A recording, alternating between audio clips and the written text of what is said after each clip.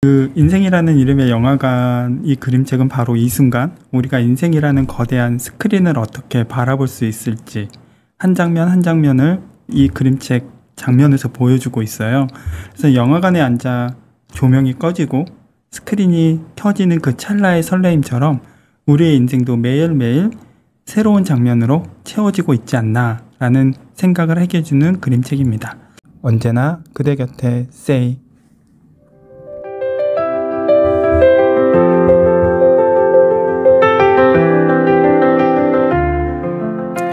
안녕하세요 여러분.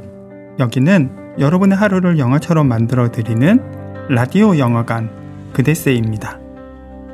오늘은 조금 특별한 이야기를 해보려고 합니다. 바로 인생은 영화 같아서 라는 주제인데요. 혹시 여러분 자신의 인생을 영화에 비유해 본 적 있으신가요?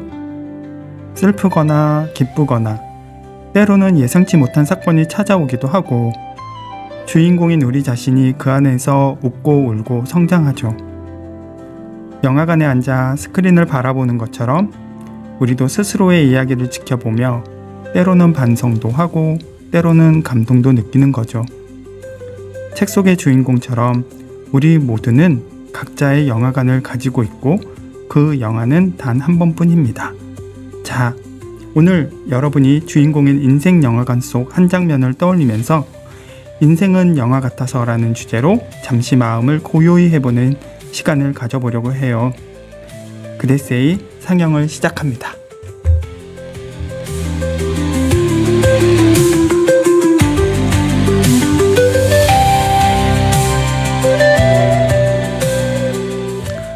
여러분 안녕하세요. 안녕하세요.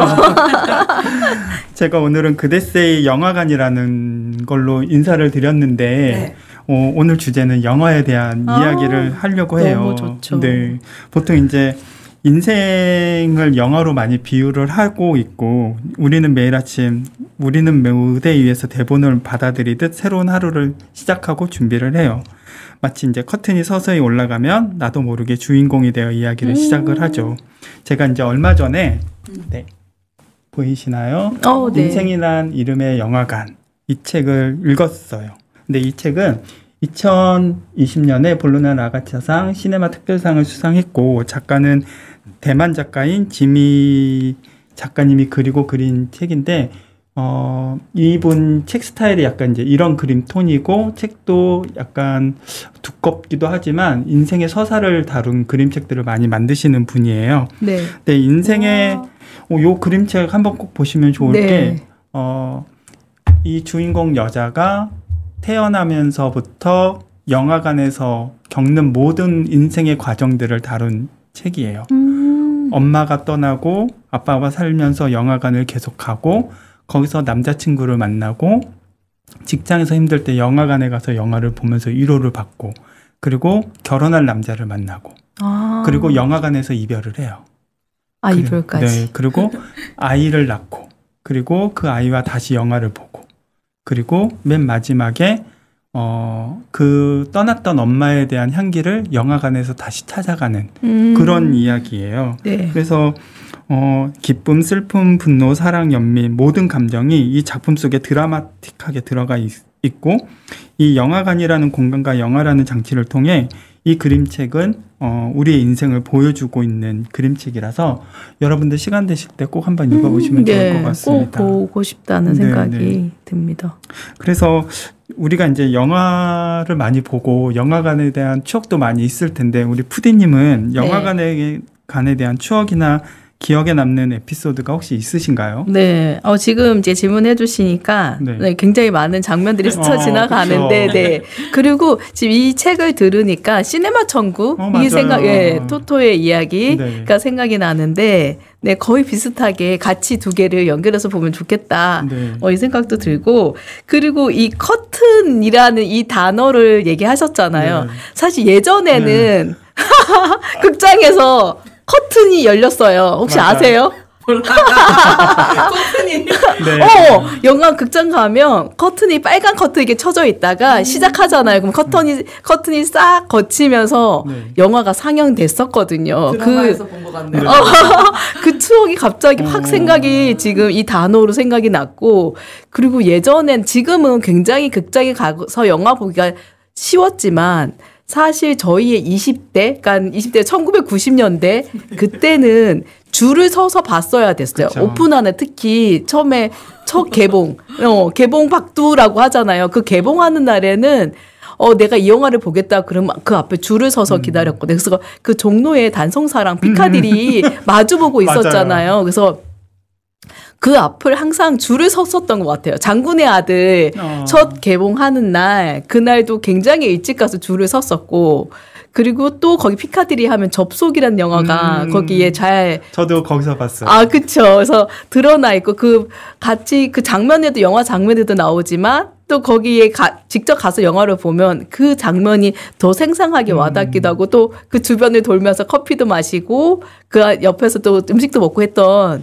그런 추억들이 갑자기 막 쏟아져 나오면서 그때 너무 감성적이고 그 시간들이 소중하고 너무 좋았다. 지금은 영화 예전만큼은 안 보긴 하는데 그만큼의 낭만은 좀 떨어진 것 같은 또 생각도 살짝 드네요. 정말 아날로그적인 영화 감상. 네, 맞아요.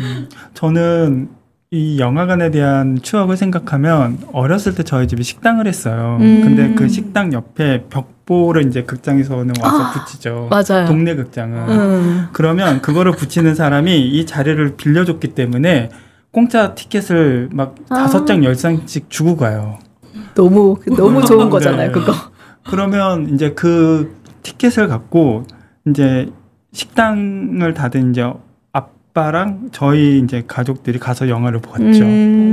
아니면 이제 제가 남은 표로 이제 친구들하고 초등학교 친구들하고 가서 보거나. 근데 저는 그 기억이 너무나 생생해서 그때를 생각하면 마음이 되게 몽글몽글해지고 따뜻해지는 그런 기억이 있습니다. 맞아요. 네. 되게 소중한 영화 한 편도 그냥 정말 이렇게 아껴서 먹는 과자처럼 소중하게 맞아요. 봤던 시간들인 것 같아요. 지금은 굉장히 접하게 미디어, 영화나 뭐 드라마 이런 걸 너무 쉽게 접하지만 그때 하나하나 그 소중하게 네, 봤던 것 그만큼 또 소중하게 만드셨겠지만 그분들이 네, 그런 생각이 지금 갑자기 또 스치게 되네서 삶도 그렇게 소중하게 살아야 되지 않나 라는 생각도 한번 네, 하게 됩니다. 삶도 인생 영화처럼 영화도 인생처럼 소중하게 네. 보고 살아야 되겠지 않을까. 네, 네. 그래서 제가 이 그림책에 그런 내용이 담긴 구절을 갖고 왔는데 오늘은 앙대님께서 낭독을 해주시겠습니다. 나는 다른 사람의 이야기 속에서 다른 인생을 경험하며 부러워하기도 하고 탄식하기도 했다. 곤란한 상황이나 풀리지 않는 문제에 부딪힐 때면 인생의 다음 단계가 어디로 향하는지 알 수 없었다. 다행히 나는 늘 영화에서 답을 찾아 다시 일어날 수 있었다.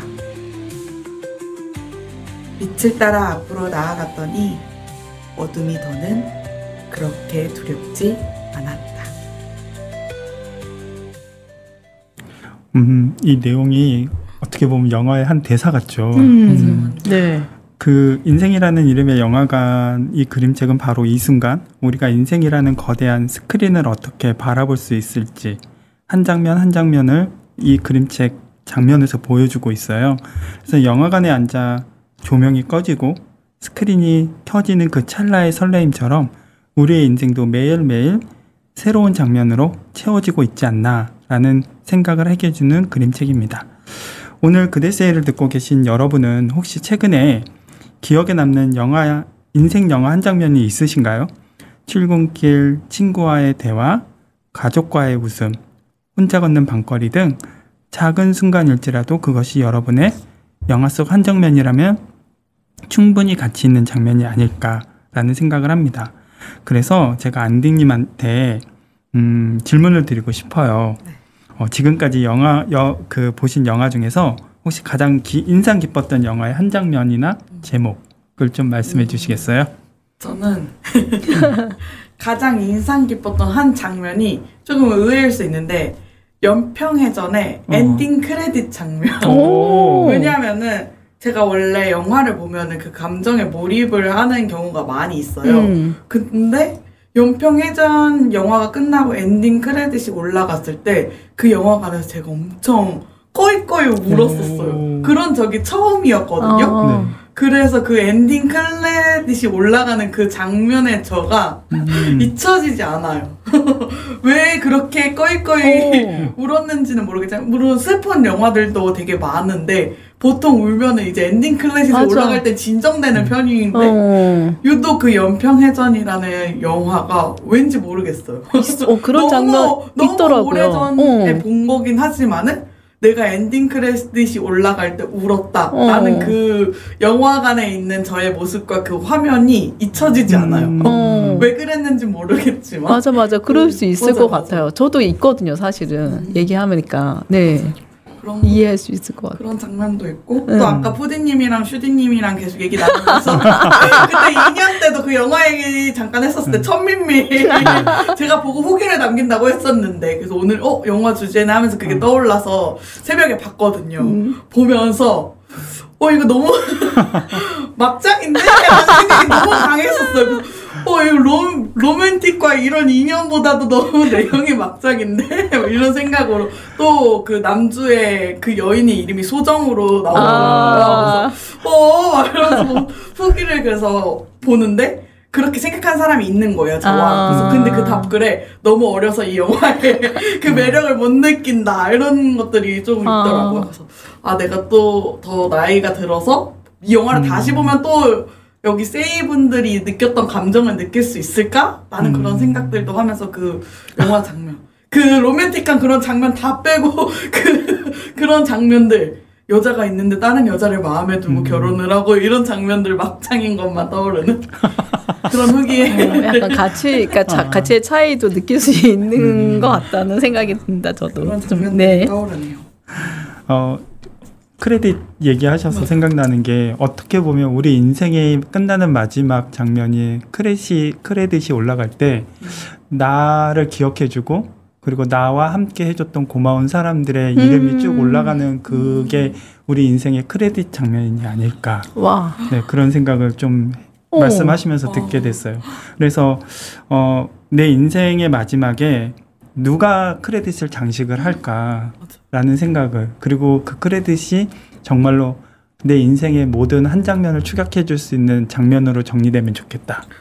네. 아니 지금 말씀하시니까 딱 생각드는 게 나만의 크레딧을 계속 좀 만들어 가야겠다라는 생각도 좀 들었어요. 네, 지금 순간. 그래서 나의 삶에 이제 모든 사람들은 죽으니까 그때 뭔가 이 크레딧처럼 쭉 해서 남겨주진 유산처럼 남겨주진 않지만 이 사람들한테 너무 감사하다는 그런 나의 크레딧을 만들면 너무 좋겠다라는 생각도 지금 아이디어를 받았어요. 이렇게 아이디어를 얻어가는 그랬어요. 그러니까 이렇게 저희가 영화를 보면 가장 중요한 장면은 예고 없이도 찾아오고는 해요. 우리가 마치 준비하지 못했던 혹은 예상하지 못했던 순간들이 바로 인생의 클라이맥스가 되곤 합니다. 때로는 작은 일상에서, 때로는 누군가 한마디 혹은 우연히 마주친 풍경에서 그 찬란한 순간을 만날 수 있죠. 그래서 우리의 삶은 수많은 장르, 수많은 이야기가 살아있는 영화 같아요. 각자 인생의 장르는 다릅니다. 어떤 날은 로맨스, 어떤 날은 스릴러, 어떤 날은 코미디 또는 다큐멘터리와 같아요. 그래서 저희 세이분들한테 묻고 싶은 게 오늘 여러분의 인생 장르는 무엇이었나? 라는 질문을 좀 드리고 싶어요. 어쩌면 어떤 분은 평범한 일상 다큐멘터리일 수도 있고 어떤 분은 마치 액션 영화처럼 바쁘고 정신없는 하루였을 수도 있지만 그 모든 장면 장르가 모여서 나만의 유일한 영화가 완성이 되곤 하죠. 그래서 내 인생의 영화로 표현한다면 어떤 장르일까라는 생각을 하면 그냥 저는 다큐멘터리가 좋아요. 그러니까 영화를 보더라도 막 SF나 뭐 환상물 뭐 이런 거 별로 안 좋아하고 현실에 기반을 둔 영화 그런 것들을 많이 좋아하는데 제가 이제 좋아하는 그 감독이 고메다 히로카즈라고 일본 영화 감독인데 이분은 정말로 그 가족에 대한 얘기를 많이 다루는 감독이기는 하지만 그 차마 들여다보고 싶지 않은 그런 면까지 담아내는 감독인데 그거를 보면서 사람이 어떻게 살아야 되는지를 좀 생각하게 해주는 감독이어서 저는 이 감독님의 작품을 볼 때마다 내 인생을 좀 생각해 보게 되고 내 인생은 그냥 로맨스도 많이 필요 없고 그냥 내 인생을 기록해가는 어떤 다큐멘터리 같은 영화였으면 좋겠다라는 생각을 하곤 해요. 푸디님은 어떤 영화 장르이신 것 같아요? 저는 사실 지금의 저의 장르는 성장 드라마인 것 같기는 한데 점점 청소년물인가요? 네. 사람이 되어가는 점점 이게 사람 아니었다가 사람이 점점 되어가는 성장 드라마인 것 같기도 하고 근데 또 이제 지금 좋아하는 감독을 얘기하시니까 사실 저는 환상물을 되게 좋아해요. 그래서 팀 버튼 감독 되게 좋아하거든요. 그러니까 팀 버튼 감독이나 또는 약간 그 현실에서 일어날 수 없는 상황들을 보여주는 약간 더 그 좀 코미디지만 예전엔 주성치 영화에 빠져 있었는데 그런 뭔가 초인적인 힘을 내는 그런 모습들을 좀 좋아했던 것 같아요. 그래서 지금도 아마 그거를 약간 쫓아가고 있지는 않나 해서 성장 드라마 플러스 환상, 초월적 환상, 네, 상상 드라마 이런 게 되는 것 같습니다. 앙디님은 어떠세요? 저는 개인적으로 좋아하는 장르는 애니메이션 굉장히 좋아합니다. 디즈니나 픽사 이런 걸 좋아하는데 제 인생의 장르를 물어보면은 스릴러 앤 코미디 예측 불가. 그치만 그 과정에서 오는 즐거움들이 굉장히 많고 웃긴 상황들이 또 되게 많기 때문에 스릴러와 코미디 너무 재밌다. 근데 왠지 맞는 것 같아. 맞아. 재밌다. 좀 지켜봐야겠어요. 좋아하는 장르인데. 애니메이션의 주인공 같은. 꿈꿉니다. 저희가 오늘 이렇게 이제 영화와 인생 그리고 그 영화가 상영되는 영화관에 대한 이야기를 나눴는데요. 영화의 마지막에는 언제나 엔딩 크레딧이 흐르죠. 인생의 하루가 끝날 때마다 엔딩 크레딧이 흐를 때 나는 오늘도 내 이야기를 살아냈구나 라고 우리 모두가 스스로에게 박수를 보내주면 어떨까 생각을 합니다. 부족했던 부분도 빛났던 순간도 모두 소중히 안으며 또 새로운 하루를 기대하는 마음으로요. 여러분 모두 오늘이라는 스크린에 멋진 장면을 남기셨길 바라며 내일은 또 어떤 새로운 영화가 펼쳐질지 여러분 스스로 기대해 보시면 좋을 것 같습니다. 인생이라는 영화관은 오늘도 열려 있습니다. 그리고 그 영화의 주인공은 바로 여러분 자신입니다. 오늘도 여러분의 하루가 소중한 한 장면으로 남길 바라며 저는 이만 인사드립니다. 다음 시간까지 여러분의 영화 속 멋진 장면이 가득하시길 바라며 언제나 그대 곁에 세이였습니다. 안녕.